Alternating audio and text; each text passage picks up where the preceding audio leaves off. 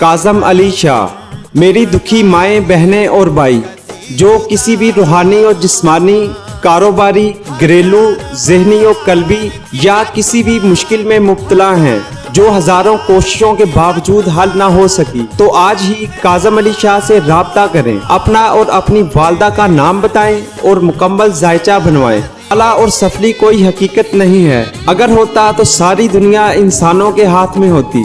बड़ी बातें लिख देने से कोई आमिल नहीं बन जाता। आमिल अमल से होता है, बातों से नहीं। नूरी इल्म के करिश्मे, समंदर पार अमलियात चलाने वाले, बेपनाह ताकतों के मालिक, वाहिद माहिर गुरु उस्ताद। मेरे इल्म की चिंगारी कोई संगदिल आदम बर्दाश्त ना कर सका। ना तो मैं कोई नजूमी हूँ और ना ही हाथ देखने वाला। मुझे अपना नाम बताएं और मसला बताएं, जैसा यकीन वैसी अता। 030726145552 034083295532